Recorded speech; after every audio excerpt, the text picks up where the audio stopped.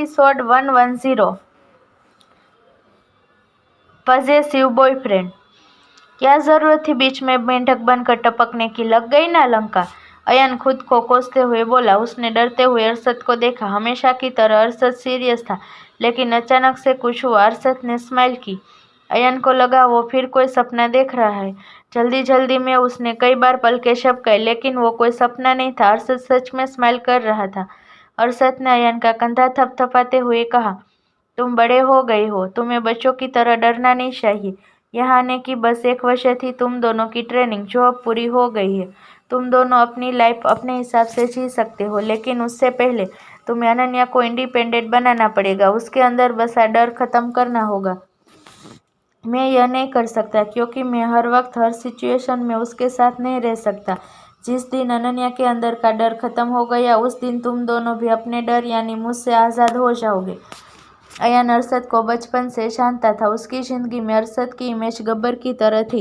जिस तरह एक माँ रोते हुए बच्चे को चुप कराने के लिए गब्बर का सहारा लिया करती थी, वैसे ही उसके डैड उसकी बदमाशी को कम करने और कम मार्क्स आने पर अरशद के नाम का सहारा लेकर उसे डराया करते थे। उसे याद था 8th स्टैंडर्ड में एक सब्जेक्ट में वो फेल हो जाने पर उसके डैड ने उसे अरशद के हवाले कर दिया था।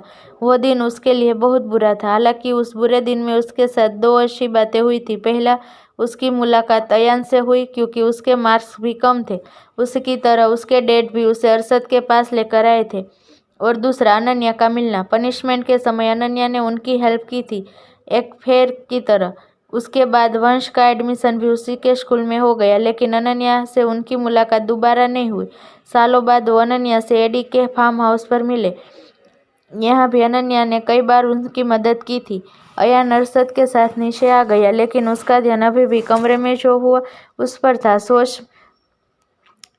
सोच में डूबा। अयान के एक्सप्रेशन कुछ ठीक नहीं थे। सभी को लगा उसे अरशद से डांट पड़ी है। वंश और अनन्या भी यही लगा। तभी डैनियल ने अयान को साइड हक करते हुए पूछा, क्या हुआ जनाब, आप इतने खफा खफा क्यों नजर आ रहे हैं? कहीं फिर से बॉस से डांट तो नहीं पड़ी? अयान ने सोच में डूबे हुए कहा, नहीं, डांट नहीं पड़ी, बल्कि बॉस ने स्माइल किया, मेरा कंधा भी थपथपाया। कहकर उसने डैनियल के हाथ की तरफ इशारा करते हुए कहा, बिल्कुल ऐसे जैसे आपने मेरे कंधे पर हाथ रखा है, ठीक ऐसे ही। डैनियल की आंखें छोटी हो गई। उसे अयान की बातों पर यकीन नहीं हुआ। वो सालों से अरशद के साथ काम कर रहा था। उनके बीच की बॉन्डिंग बहुत अच्छी थी, बल्कि अरशद और मुन्ना की बॉन्डिंग सबसे अच्छी थी। फिर भी मुन्ना ने कभी भी शाबाशी या फिर प्यार से बात करने के लिए उनके कंधे पर हाथ नहीं रखा था। हालांकि अरशद अपने दुश्मनों के कंधे अक्सर थपथपाता था, उन्हें शाबाशी देने के लिए नहीं, उन्हें डराने और वॉर्न करने के लिए। क्या बकवास है ये? क्या तुम सुबह सुबह नशा करके आए हो? ना ही मैं बकवास कर रहा हूँ और ना ही मैंने नशा किया है। आप भूल गए हम ड्रिंक नहीं करते, अयान ने झुंझलाए हुए जवाब में कहा। हालांकि डैनियल के चेहरे पर नजर पड़ते ही उसे कुछ समझ आया। उसने एक छुपी हुई स्माइल के साथ पूछा, कहीं आपको मुझसे जलन हो रही है? हाँ, मैं सही हूँ, आपको जलन ही हो रही है।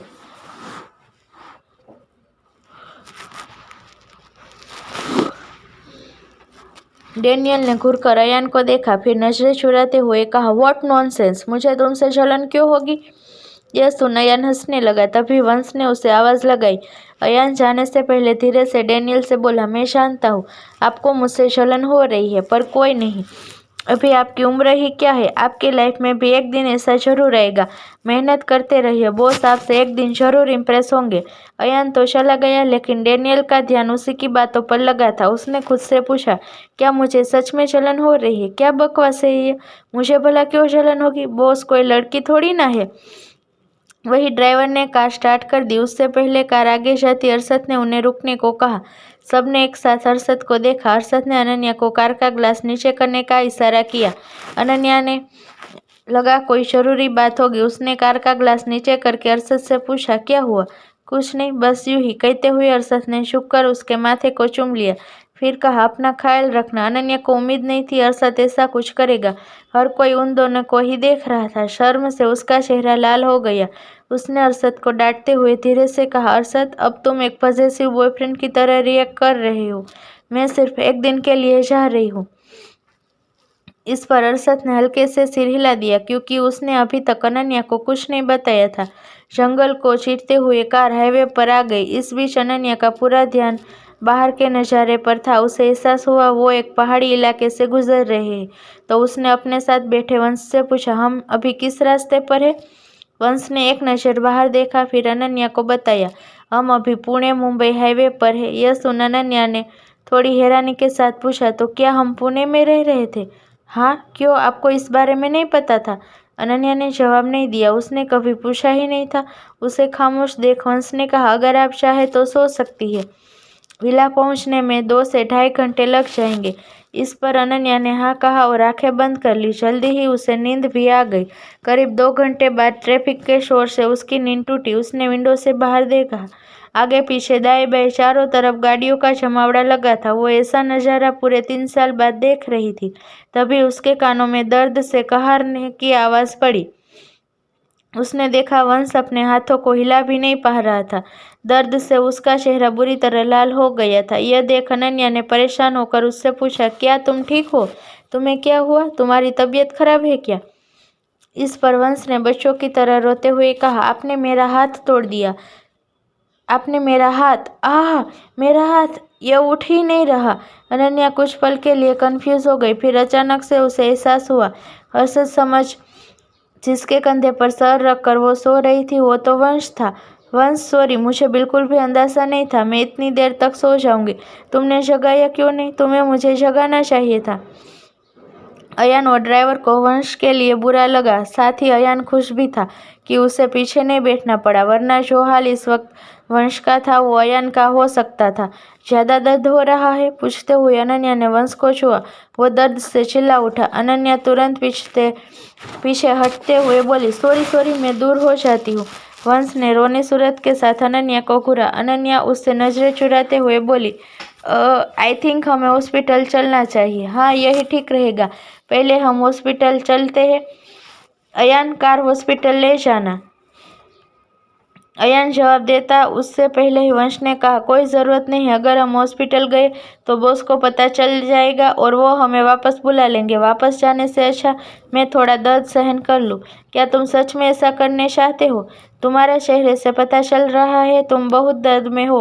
अनन्या वंश की चिंता करते हुए बोली।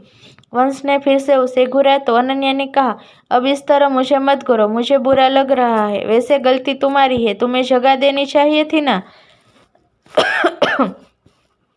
तो वंश बोला, सही कहा आपने, गलती मेरी ही है। मुझे आपको सोने के लिए बोलना ही नहीं चाहिए था। ना मैं आपको सोने के लिए कहता, ना मेरे हाथ की यह हालत होती। खैर, यह दर्द उस दर्द से बहुत कम है जो आपके पति हमें रोज देते थे। अनन्या बोली, क्या तुम मुझे ताने मार रहे हो?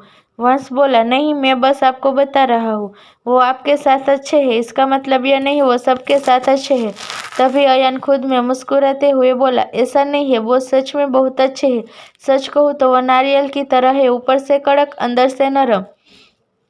इस पर वंश और अनन्या के साथ ड्राइवर ने भी चौंकते हुए अयान को देखा। कल तक वो अरशद को डरावना डेविल कहने वाला लड़का आज उसे नारियल कह रहा था। ऊपर से वो मंद मंद मुस्कुरा भी रहा था।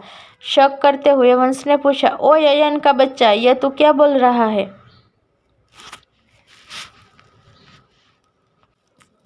पार्टी बदल ली क्या तूने? और एक मिनट, ये तेरे चेहरे को क्या हुआ? तू ब्लश कर रहा है सच में? नहीं नहीं तो मैं क्यों ब्लश करने लगा? अयान नजरें चुराते हुए बोला। वंश को यकीन नहीं हुआ। उसने दोबारा पूछा, कुछ तो हुआ है, तू नजरें क्यों चुरा रहा है? याद आया, तू बॉस के साथ नीचे आया था ना, कहीं तूने उन्हें बिना कपड़ों के तो नहीं देख लिया? जरूर ऐसा ही हुआ होगा, वरना तू ब्लश क्यों करता? अबे थोड़ी तो शर्म कर, दी के सामने तू ऐसी बातें कैसे कर सकता है? अयान के याद दिलाने पर वंश को ध्यान आया, अनन्या उसी के पास बैठी है। उसने सकुचाते हुए अनन्या को देखा तो वो गुस्से में उसे ही घूर रही थी। लगता है तुम्हारा हाथ ठीक हो गया है, या फिर तुम्हारे हाथों का दर्द तुम्हारे मुंह में चला गया है। ऐसी बकवास करते हुए तुम्हें शर्म नहीं आ रही? अनन्या ने कहा और एक पंच वंश के हाथ में मारा तो वंश दर्द से चीख उठा।